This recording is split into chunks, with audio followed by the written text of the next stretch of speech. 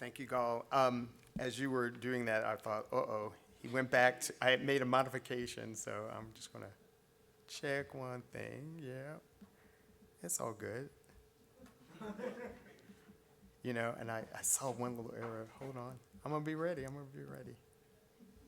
And just correct something. Oh, yeah. You don't do too many rearrangements. Oh, I know, right? I mean, there we go.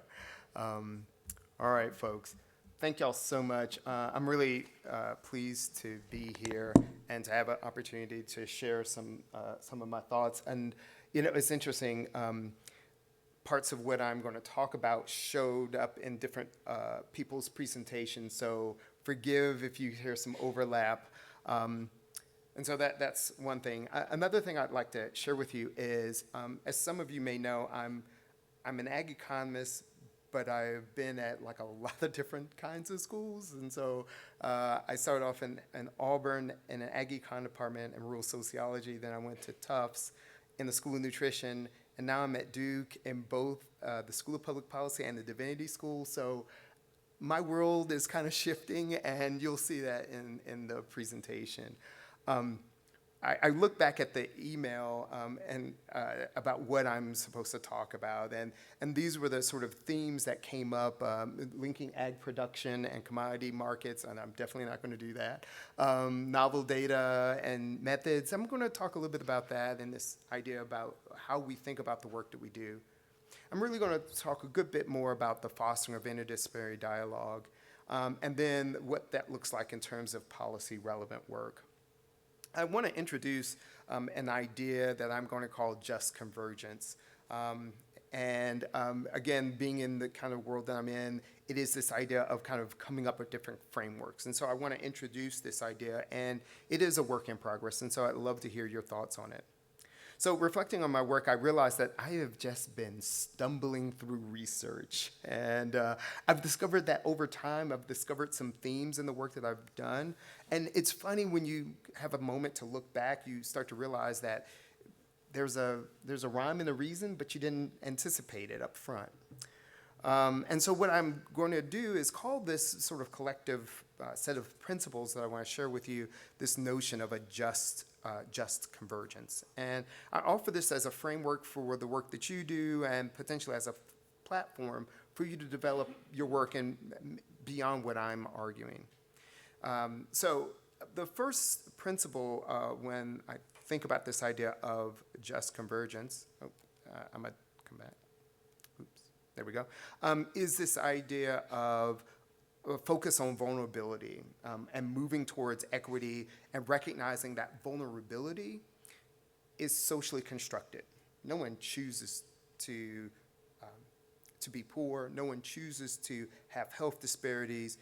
It's part of a larger set of circumstances that we all contribute to and in some ways benefit from or are harmed by. And I want to talk about this idea a little bit more by bringing in some ideas of John Rawls, because I think it's critical for us not to just do the work that we do, but that we should actually think about why we're motivated to do the work that we do.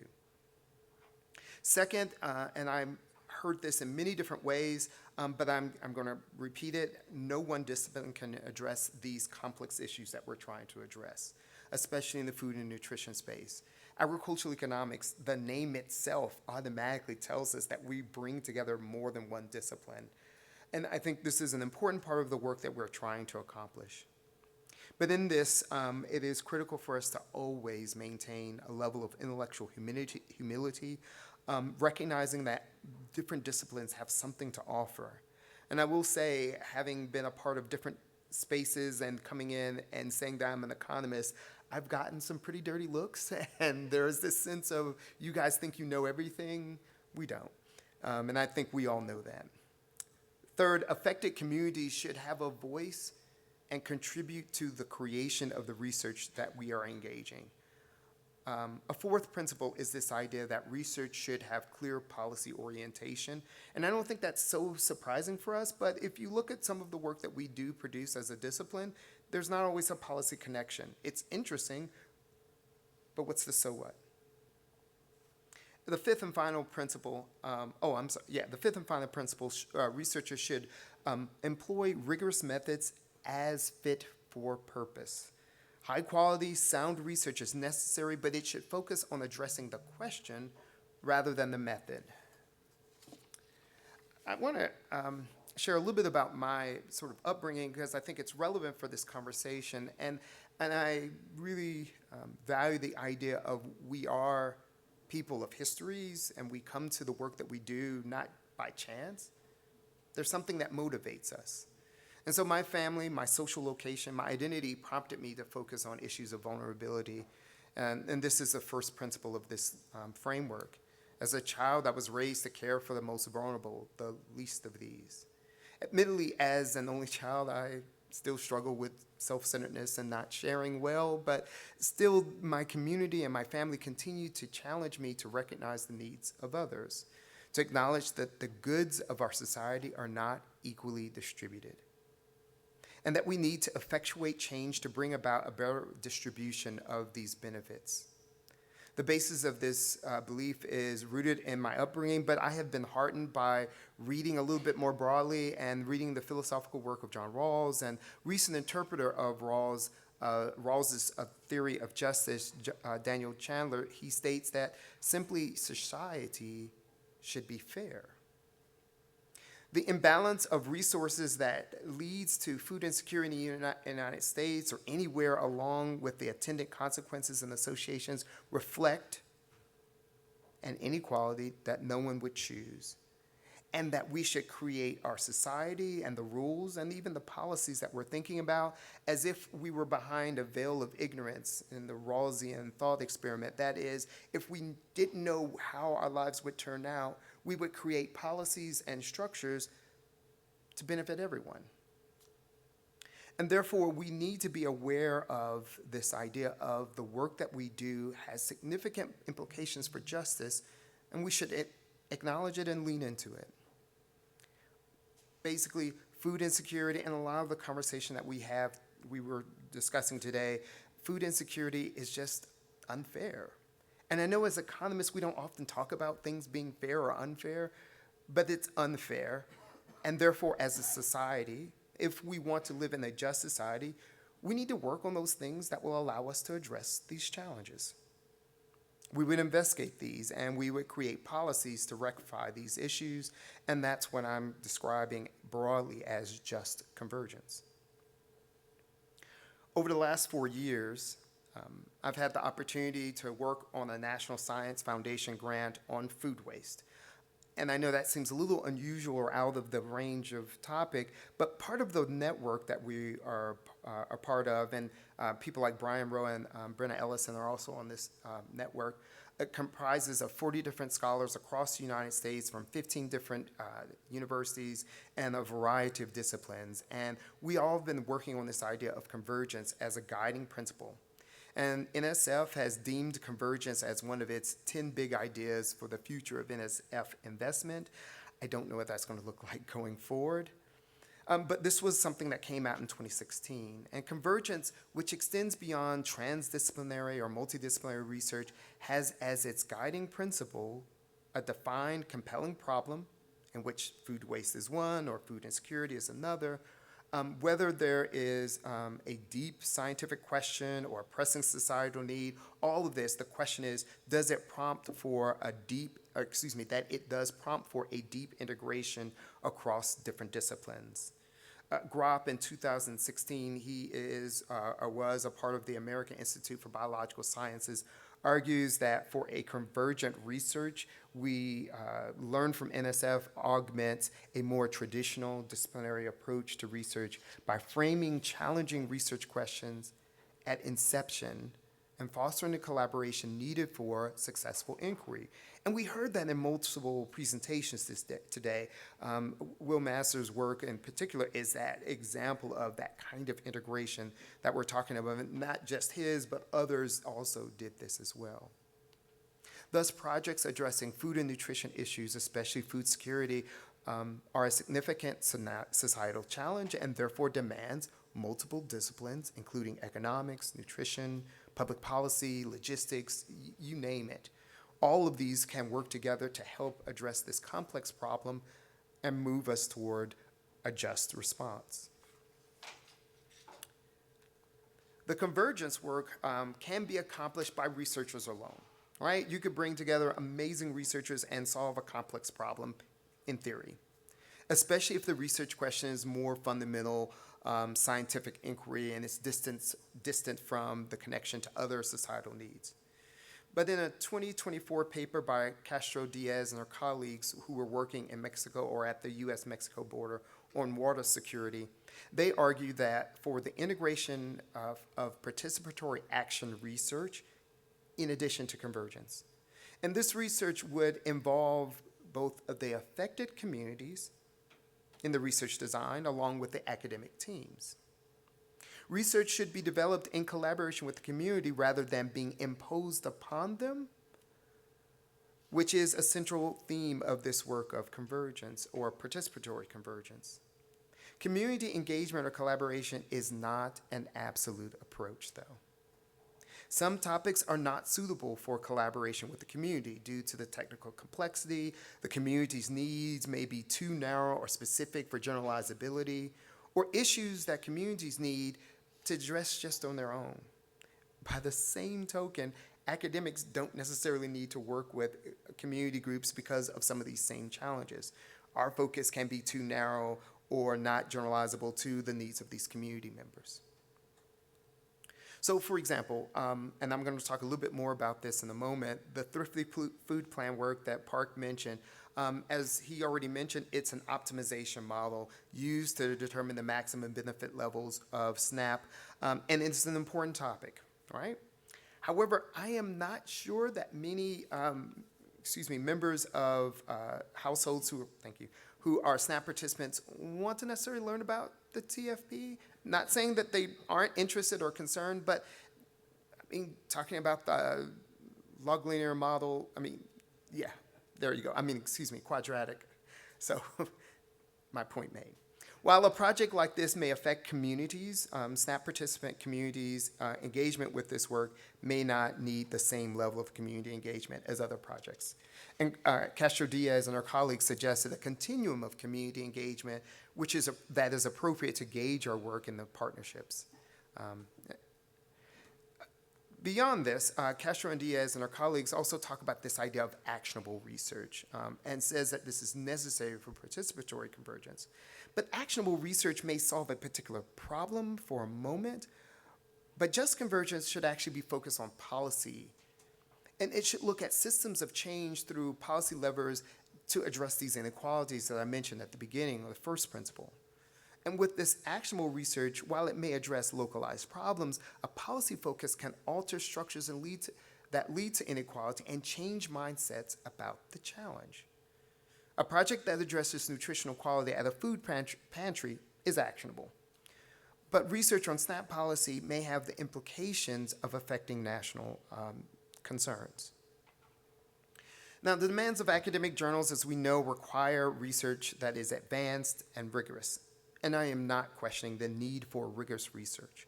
It has to stand up. Just convergence, I would argue, demands research that is tailored to a specific problem. Some issues we cannot address with causal inference, and I don't have to tell this crowd this, because the necessary data are not available or suitable for analysis. However, a well-structured articulation or correlation study could actually reveal important relationships that have been previously unknown. And the randomized control trial, while it may be a gold standard, may not be appropriate for some communities, though it could be really cool in terms of the results. So Just Convergence will utilize research methods that are appropriate for understanding and addressing inequality, tailored to the community, and focused on policy. Now, with these 5 policies, and that was the fit for the appropriate rigor. With these 5 policies, I would like to review 2 projects, and given my time, I may only get to do 1. I want to mention a project that I was a part of that I helped sort of initiate on grocery taxes in the United States. It was published in Food Policy a few years back. And so this is one example.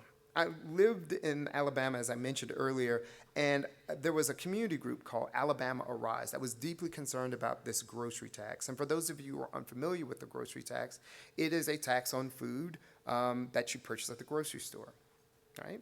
Many states and jurisdictions don't have it. Actually, this map, and forgive the size, only about seven, at one point there were about 9 states that had grocery taxes.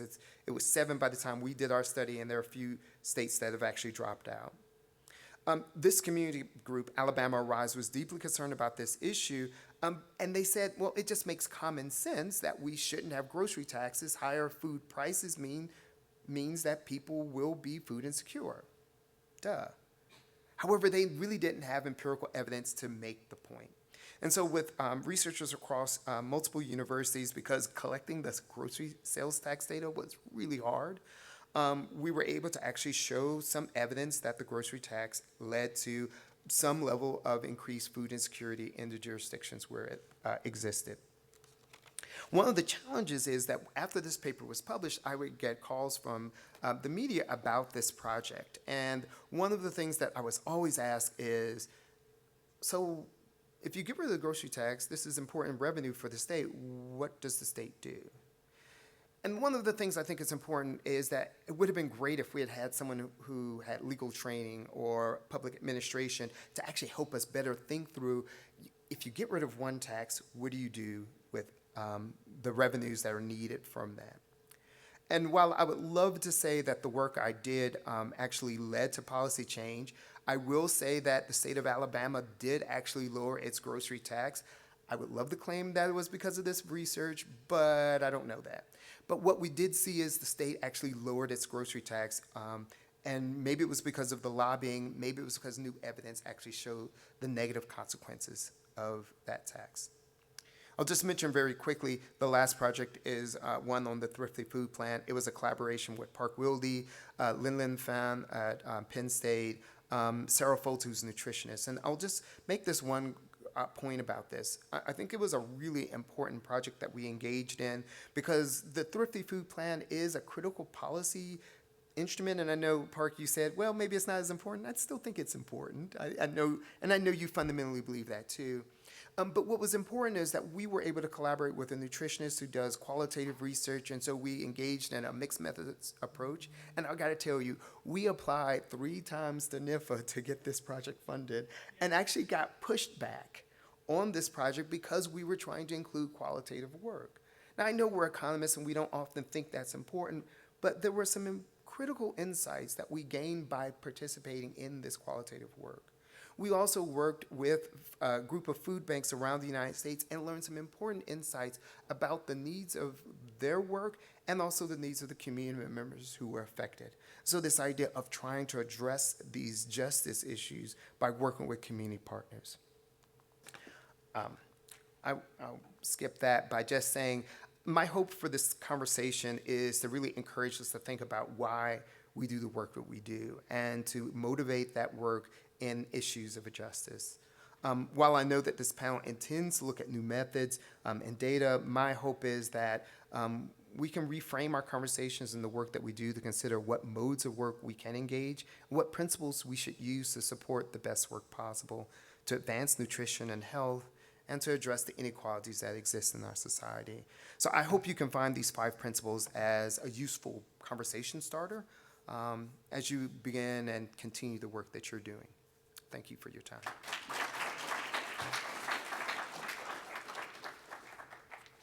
Questions?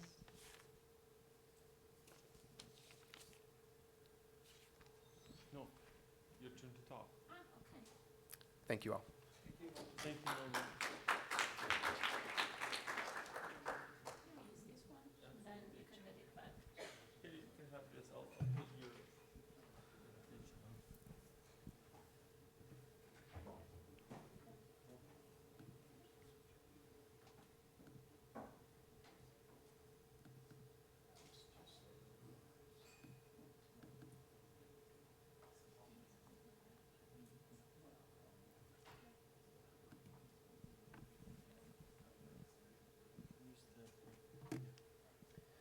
Okay, so I think I'm the last one of a long day, and so this presentation is 2 main topics, and I like to title those 2 main topics as the first one is, I think, is an old topic, but needed, still needed, and the second one, I guess, is something new that we need to think about.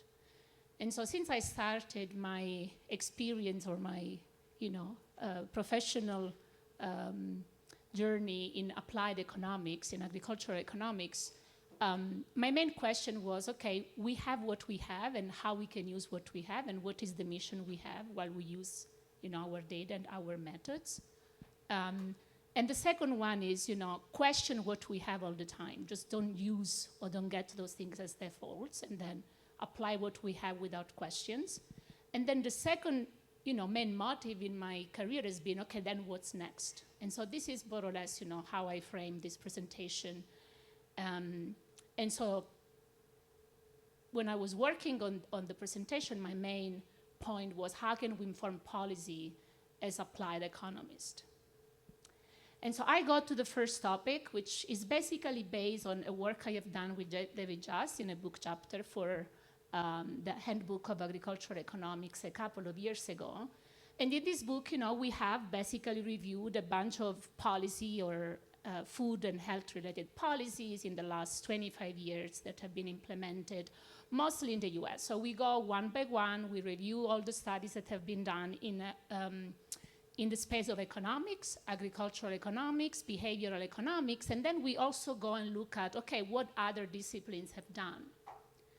And so this has been a great experience for me as a young scholar because, I had the opportunity to read a lot of work that many in this room have done in the past 20 years and to learn from those studies, right? And so here are my, some of the takeaways from this experience. And I guess I will go back to the point that just, has been made about, the use of data and methods to answer research questions, right? So the first point is that we don't have perfect data.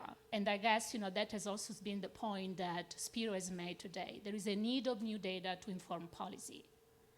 And so in this room, there will be people who are very oriented towards secondary data. And so use, scanner data or data from national surveys and use those data to inform policy. And other people in those rooms will use, primary data collection, which could be qualitative data and then also economic experiments or survey that we design. And so there are pros and cons that we observe in all of these data and that we need to deal with, right? And while dealing with this data, we need to understand that at some point, we don't have the perfect data and we don't have the perfect method. And so what can we do as applied economists then to inform policy? And so here are some examples I would like to, discuss, right? When it comes with secondary data, most of the time we work with data that indeed are not very useful, but we try our best to make, a better use of the data. And another main problem that we have is that sometimes, we don't have timely data, and that was very obvious during the pandemic. Indeed, the only data that were published were the ones with survey data. And another one is, the representative, how well our data represent the population. And when we use scanner data, that's a problem that has also been acknowledged by the National Science, the Academy of National Science.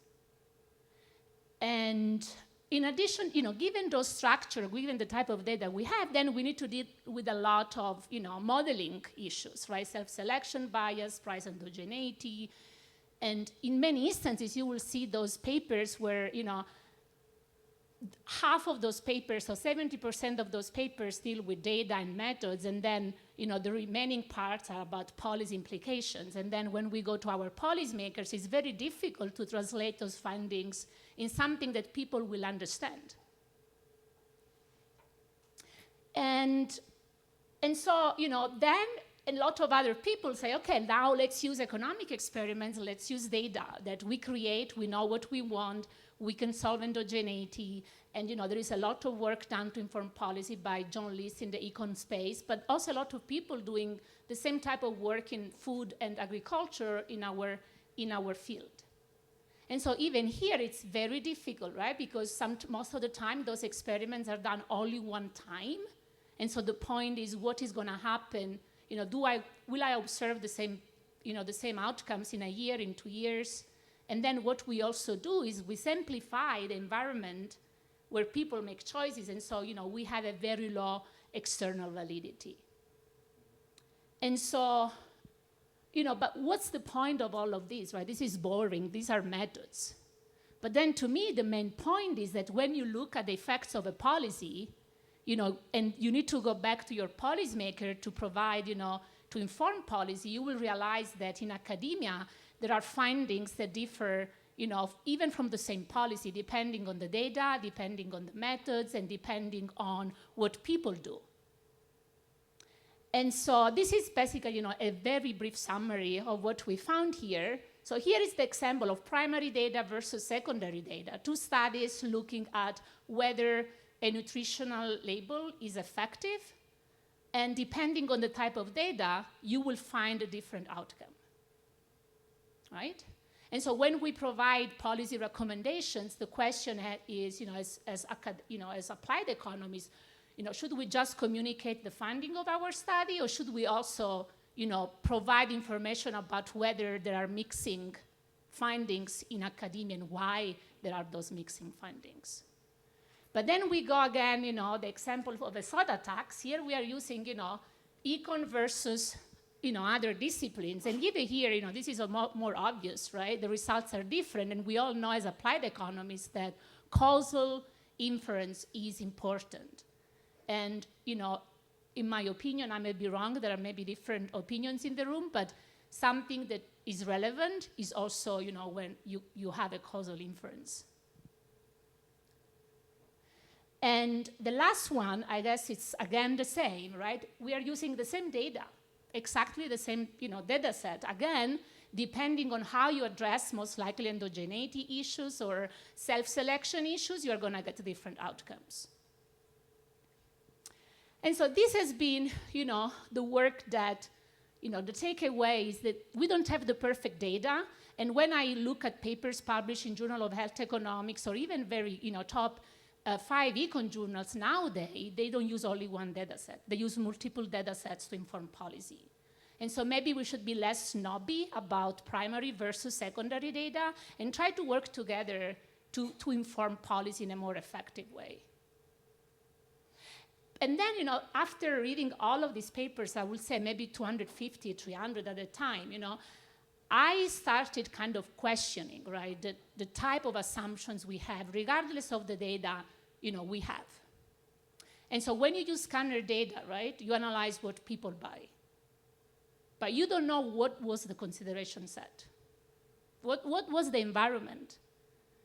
Someone said before, I think Spiro said, only 25% of US citizens, right, eat fruits and veggies. Or I think it was only fruits. And then my question is, okay, but, do you know the availability of fruits that people will see when they go to the supermarket? And so starting to this idea, I started kind of going to another domain, which is more food environments. And so this is a little bit of a spoiler. I'm going to talk about this at the European Congress. And so what I did here is, okay, we have all of these digital food environments nowadays, and those are opportunities for applied economists. We can really know what people see when they go and buy food online. And so what I did, I became obsessed about this. I web scraped data, and this is a case study in Michigan, but I'm now extending it to different states, I think like 12 states. And so what I did was to, scrape all the data, and now I have in my data set, which I think, is a very nice data set, I have all dish level data, the price for each dish, and obviously all the geographic locations, everything. But then what I did was, okay, let's link the data with nutritional profiles and with carbon emission data. And I have these 3 big data sets all together. And then I started trying to find, patterns. What do people see when they go online and buy food away from home in Michigan through Uber Eats or DoorDash? And so what I found was shocking to me. This is just one, finding. So I know that my plate was mentioned multiple times today. So what I said, okay, this is my plate, right? This is a policy that is implemented, is in the US, and there are a lot of questions regarding, do people know my plate? do people use my plate? So now the question here is, do people in the US supply food that will mirror my plate recommendations? We all think that all should be on the demand side, but what about the supply side, right? And so this is what I did, and I found, for example, I have different chains. All of these are restaurants. There are over 12 million restaurants, something like this. And what I found is that only 1% of the food items offered are fruits in restaurants. And if you will see then, all the other figures, because this is just the web scrap data, but then we linked those web scrap data to nutritional data and carbon emission data, we will realize that there is a lot of discussions about fruits and veggies, the low consumption rate, but the supply is very low, especially for food away from home. And I guess, Jill, to go back to the NOVA classification, you can use this data set to profile, the food items you have in your scanner data if, you want to test the robustness of your outcomes. Okay, so this is, the question about, should we now start thinking about not only how people respond to policy, but also see, do people have substitutes, right, when they respond to policy? If we introduce a policy on soda, and if you see the data on soda supply, it's huge. Maybe it's the only thing people see when they go and buy food online. So why are we expecting to find a shift in consumption when even people who have desire to buy healthy options don't have those options available? And so keeping, the domain on online, then the next question is, okay, what can we do as applied economists now? A lot of people buy online. This is a USDA-funded project. People buy online. It's like a booming trend. And so now the point is what we can do to inform policy, right? When people buy online, all the policies we have are created for physical environments, not for online environments, right? And so here is basically what we did. We found out that the quality of the food people buy online is pretty low.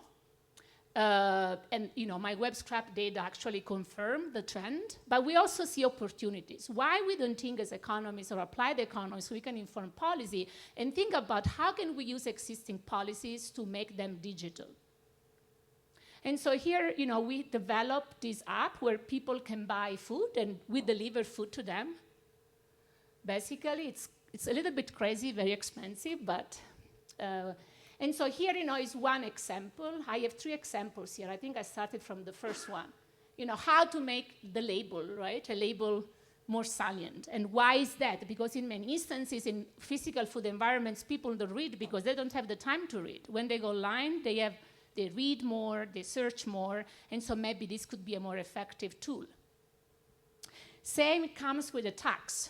So here, the literature says that in many instances, people, if I ask you how much did you pay for your pizza the last time you purchased it, do you remember the price?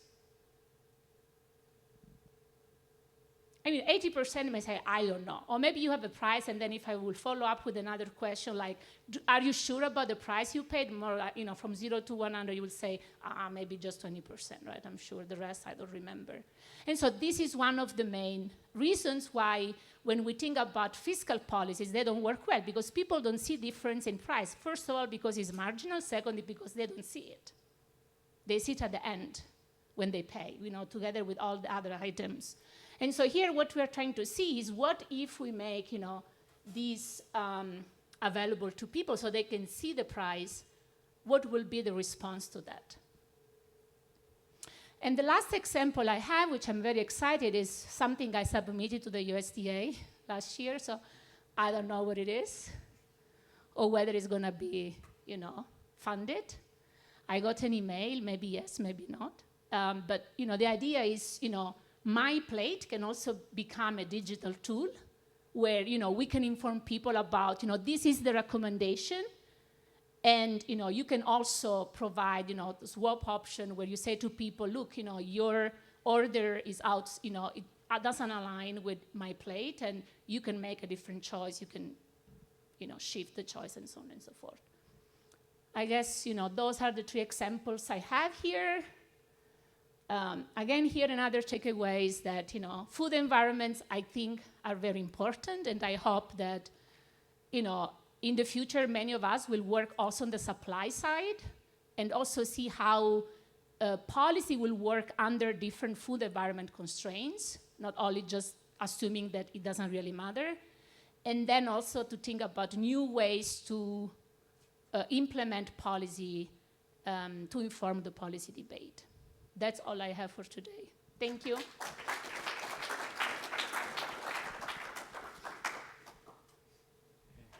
Thank you. Any questions?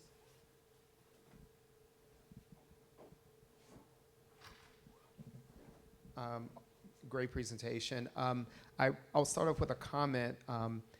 I worked on a project where we built an online grocery store. And one of the things that really struck me, one, just how hard it is, but two, when you looked at, we had a nutritional scoring system called, that we used from the grocery store that we bought it from. An average grocery store has actually has so many products that are unhealthy. So my whole point is there was such an abundance of unhealthy foods, even in regular grocery stores, that it's not surprising that the food environment really matters. I mean, we didn't do anything with that particular part of it because of some of the agreements, but the bottom line is I agree, and I'm just adding to the point that you've shown that when you look at these online environments like this, it's not unusual when you even compare it to grocery stores and not necessarily online grocery stores. And so my question to you about this is, if this is the food environment, how in the world can you help people make better choices when there's nothing like the My Plate diet that's available on these platforms? Yeah, so this is my main point for my keynote at the European Congress, right? Questioning, first of all the work that has been done so far is a little bit provocative, right? And then also think about, the supply side. And obviously, the supply, there is a paper in Choices by Zimmerman and others where they look, at the supply side, and they basically supply what people want, right? But then there is also an economic research in, top econ journals saying, yes, but, if you continue with the same exposure, obviously, especially for low-income people will definitely, get used to that. So obviously there is a mixture of demand and supply forces. But if we really want to shift behavior the way, we want, especially when we talk about policy, we need to recognize that this is the environment. And so even if I want to eat more fruits, I may not be able to do that. So just to follow up on that, so obviously you've said the supply side is very important, right? It's more salient, the two blades of the scissors. So can you talk about some expanding the instrument set? I mean, most of what we do in ag econ is consumer, Yes. Yeah. And I am a consumer. Right? And on the supply side, it's mainly just taxes. But can you talk about expanding the instruments? Obviously, there's a lot of lobbying why that would not occur, but maybe you or either David can say something about more instruments other than just the demand side. So I had a lot of pushbacks, from reviewers, obviously, right? And it was an amazing experience because, it was a new kind of field for me and a learning process. But then if you go to all the most recent publications in Nature, all Nature, from food to communication to food science, right? There is a lot of discussions about reformulation. And indeed, I think it was a week ago, right, with the Coca-Cola case, there will be a reformulation. So there are different things that the supply side can do in addition to the classical tools we have seen applied even on the demand side. But reformulation is one. Providing incentives to expand healthy food options is another one that I have discussed. But obviously, there is a need for policy, for interventions and things that at the higher level. This will not happen tomorrow, and I don't want to also have solutions. I don't think, my work provides solutions, provides some discussions, but my main point is a reflection point. All of the policy on the demand side have been based on evaluating the effectiveness of a policy based on what people buy, ignoring completely the consideration set, right? What we know as applied economists that the consideration set is important, especially when we calculate elasticities, right? And so now the next question is, given the consideration set, would you expect a shift in behavior, when we apply all of those tools, given the offering? And, if then you look at, I didn't present those years because, I didn't want to present, whatever I'm going to talk there. But when we link the data to health nutrition data, and you will realize how unhealthy, the offering is. Obviously, this is food away from home. So just the presence of fast food chains is just shocking.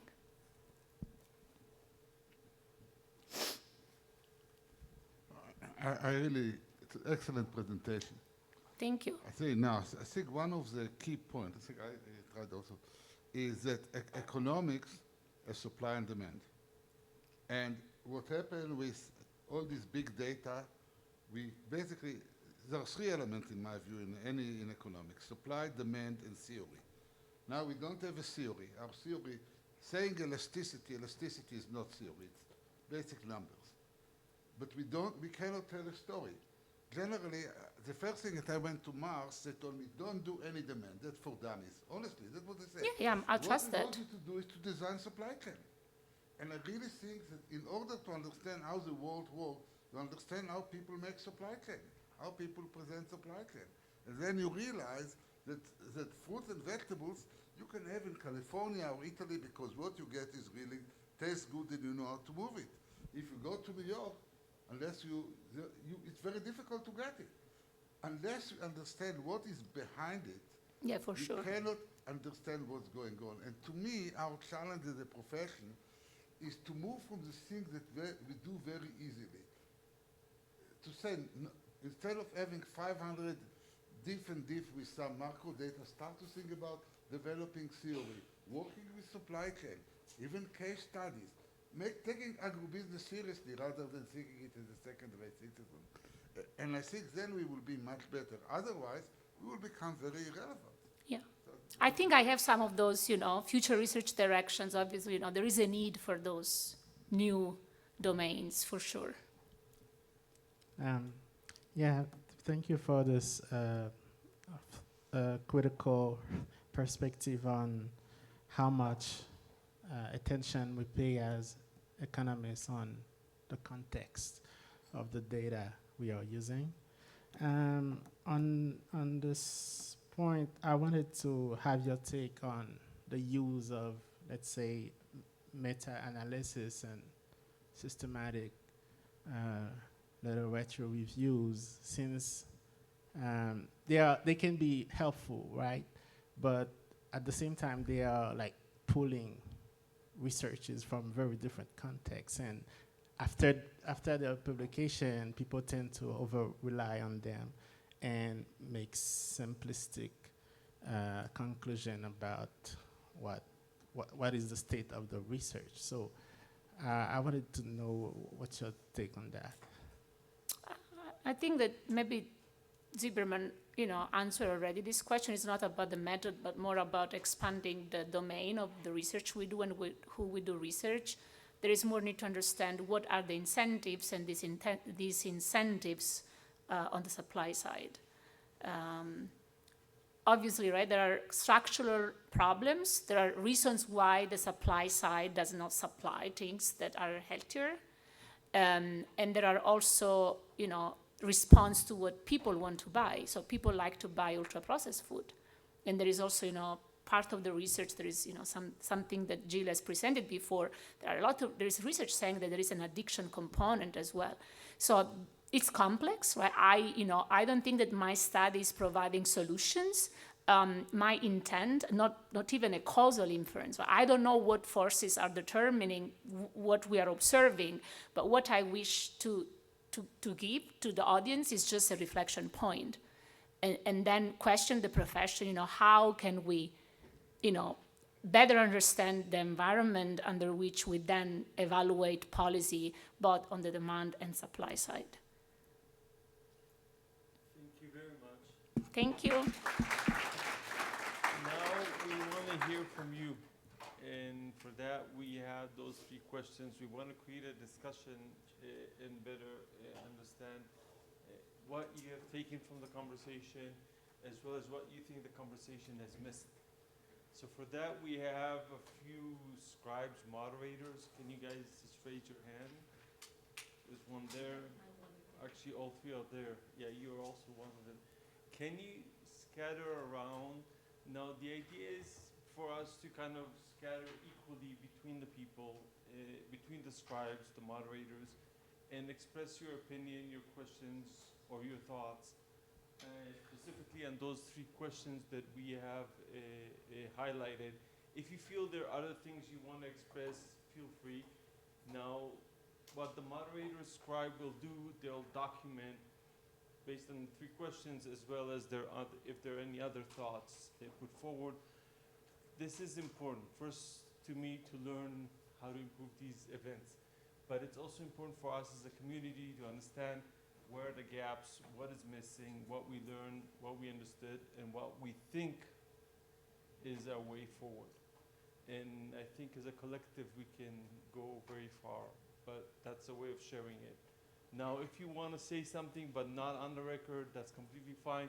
Now, anything written in that document is not going to be posted, okay? We're going to take the answers, we're going to synthesize them. They're not connected to anyone, just to be very clear at that.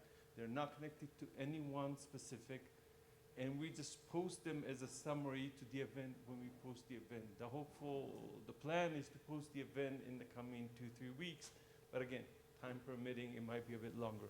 So take a short break.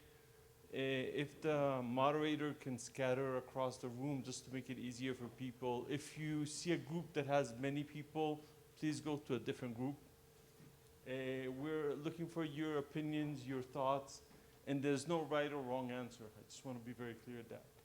So there's no right or wrong answer, and everyone should feel free to communicate.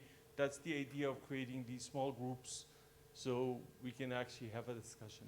So with that, let's take like 5-10 minutes. The scribes, if they can kind of scatter around, and they have the questions, I'll also put them on the screen.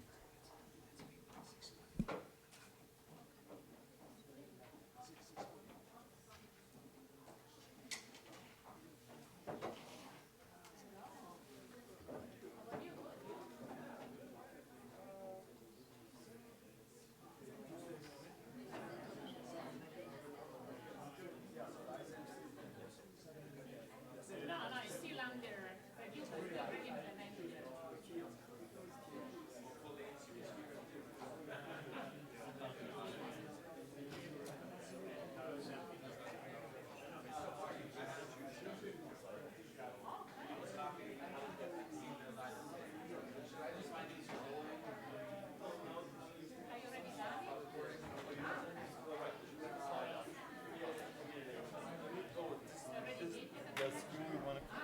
This?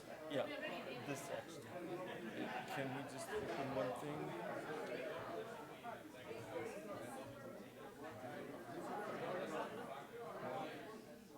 Where's my presentation? Oh, right here.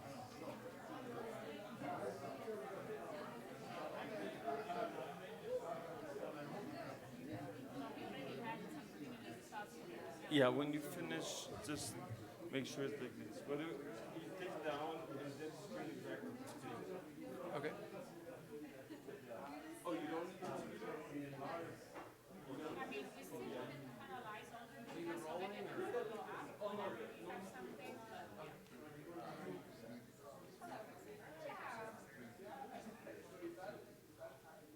yeah.